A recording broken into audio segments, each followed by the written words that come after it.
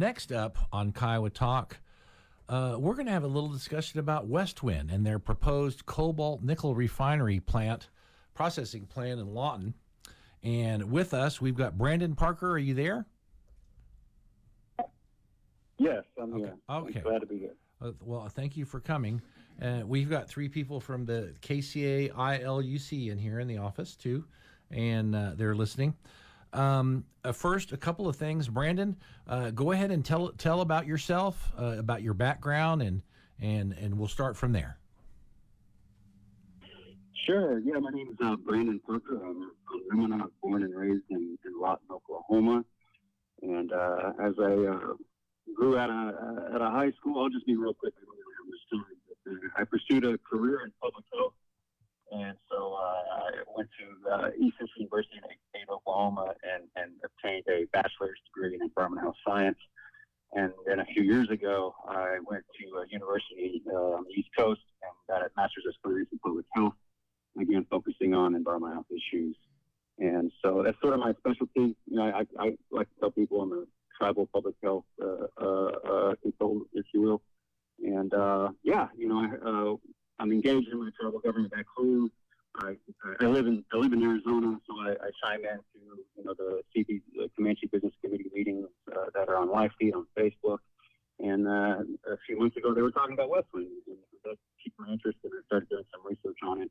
And it posed a number of questions to me, considering my professional background, and so it has caused me to share and try and educate my community back home, the Comanches. I've been working hard to educate them as best as I can on who Westwind is and what they're trying to bring into our home community. So it's just a little bit about myself.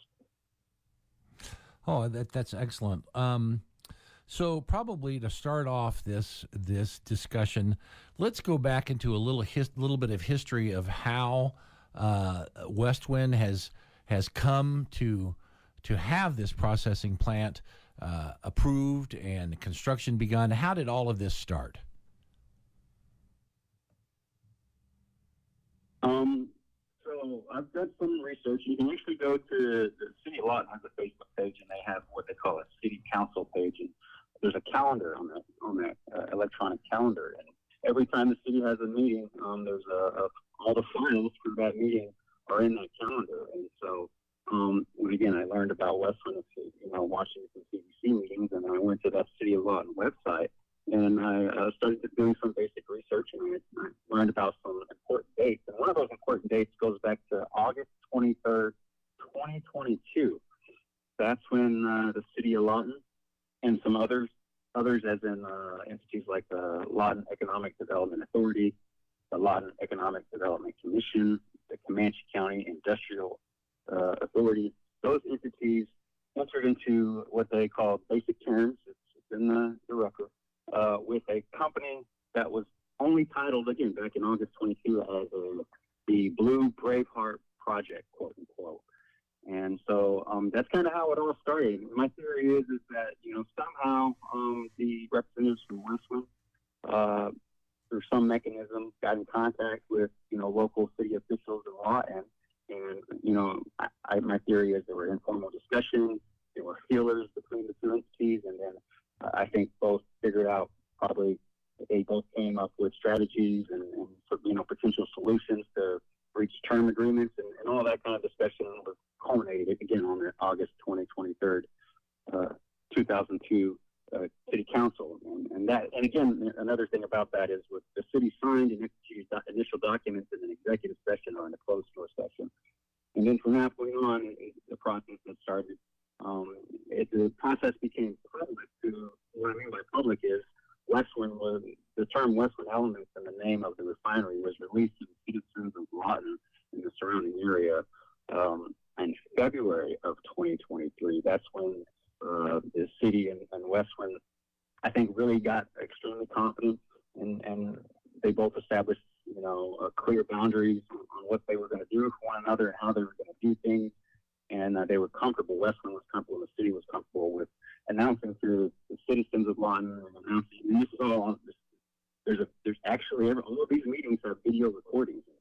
I definitely encourage anybody to go to that City of Lawton website, find that City Council link, and you can see all this information for yourself. But that's when Westwind went on the record and became public. There's a lot of media. I mean, you want to go and do go to a common search engine, search for Westwind Elements. You can find information about the city of Lawton approving stuff back in February 2023.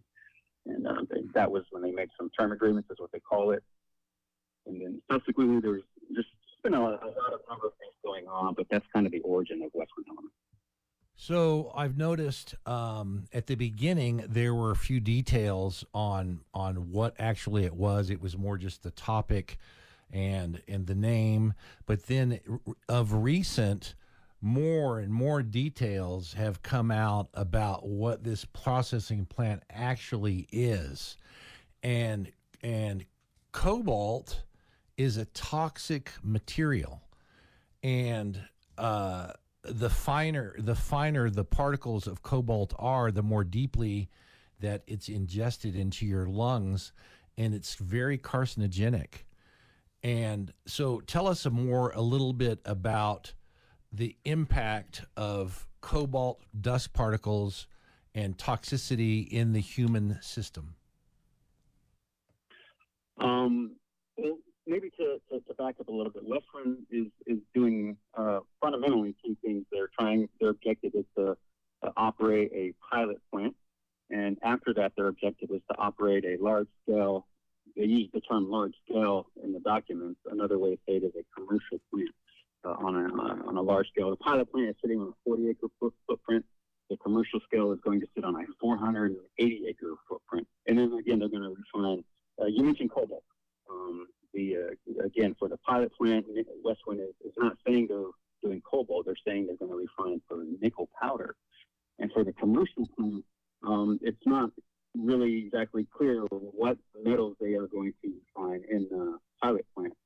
But at any rate, in all of this processes, it does create a process where they vaporize the metal. And when you vaporize the metal, we can put we all had some level of chemistry in high school or college or wherever it was, and we make a gas.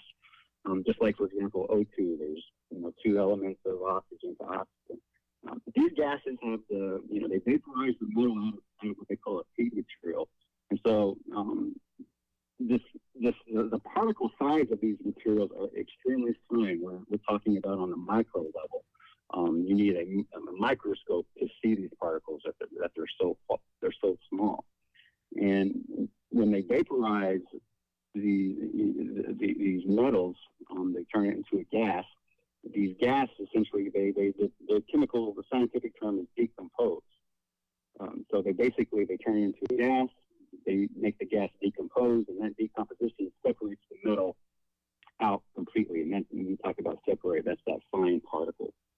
And there's, you can go to academic literature, a lot of journals out there that do talk about fine, we categorize these metals as fine particulate matter. Some of y'all may have heard the EPA recently changed their PM 2.5 regulations. We're talking about PM 2.5 really means particulate matter at the size of 2.5 micrometers or smaller. And so these particular particles are small enough to inhale and get into a human's respiratory tract and cause health conditions. This is a proven fact. It's not for scientific debate. The literature says that, this is what nickel can do if a human inhales it, and it is harmful.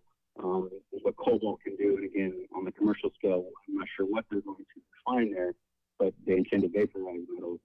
And definitely, if you're working in that environment, you're at risk for inhaling this stuff. And if you're in the community, there's something called, the operation itself tries to do controlled emission releases, and they have systems in place to control those emissions. But another part of that is the controls don't always work. We have what we call fugitive emissions, and these are releases through other parts of the production process that get out of the system and escape through cracks. Right? We all have pipes that we don't have to take care of, make sure things don't leak. Well, these systems are known to leak.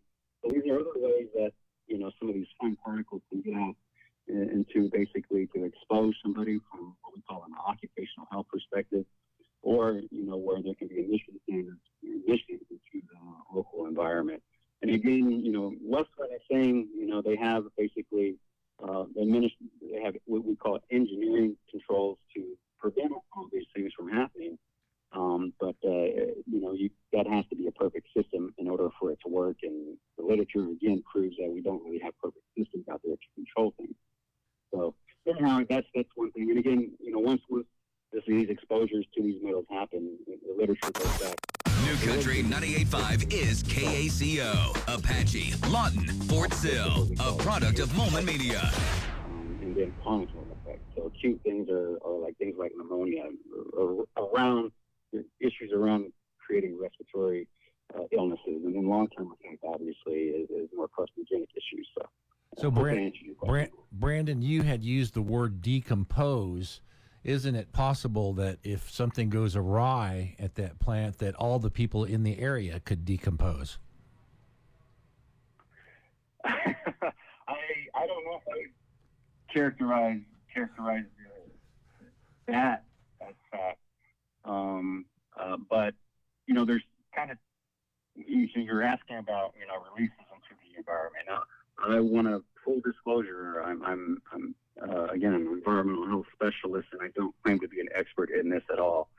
So every day I'm trying to educate myself on what are the environmental impacts from potential exposures from any of these processes by Westwind. And I don't have an official solid answer yet. And one of those reasons is because Westwind is bringing in a technology into the United States that has never been done before. And what I mean by that is this is called basically metallurgy for nickel using a vaporization process. We don't do that in the United States. There is only one other location in North America that does this. There's a plant in a place called Sudbury, Sudbury, Sudbury, Ontario, Canada. There's a company that is called Valet, and it's spelled VALE for those who want to do search engine work. I've referenced, some of that company and that site has had emissions and has had releases to the local community. I've not had the time to basically do what we call an epidemiologic study or review of, health conditions around that community, health conditions in a few different groups, health conditions for the employees who work in the refinery, and health conditions for the community members that live within the vicinity of the refinery. That data, the data that shows that may or may not show that there are health incapacitated citizens around that refinery, I can't find. And number one, that would be a challenge anyways, to actually gather how a particular refinery impacts a community. But it is possible. But to your point, there could be gas emissions released, and that could impact people who live in the area, several miles in the area could be impacted. Another impact that we will talk a little about is basically there's actually liquid forms of these same things. There's something called liquid nickel carbonyl. And the pilot will have storage and containers of liquid nickel carbonyl on site. But Westwind, it's a detail that most people don't pick up on, but for a guy like me, a question for me is how much volume of this liquid is going to be stored at the pilot plant? At the commercial scale, how much volume of this liquid is going to be stored at the commercial scale? I mean, it's common sense. If, we have, we go mow our lawn and we have a little 5-gallon container at home. If that spills, we have an idea what's going to be impacted by that spill. We all mow our lawn, we all deal with gas. However, if we go to the fuel farm, right, and we've all seen fuel farms, these things are huge containers the size of like water storage containers, and they're full of fuel.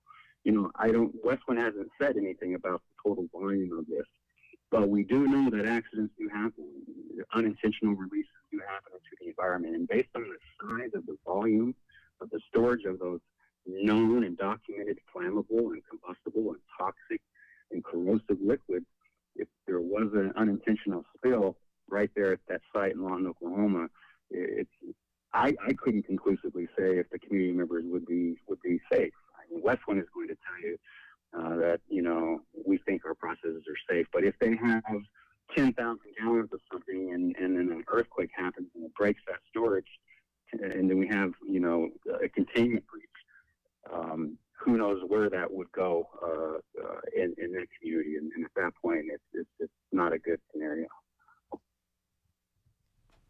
Hi, Brandon. This is Yolanda. So I have a question for you.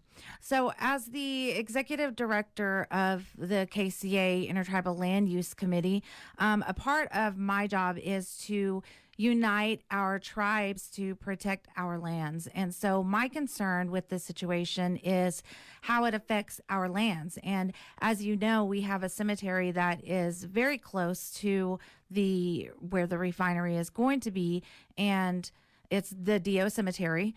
And so we have a meeting with them next week. Actually, they're going to jump on a Zoom call at our monthly meeting on Wednesday, and then there's another meeting that's going to happen.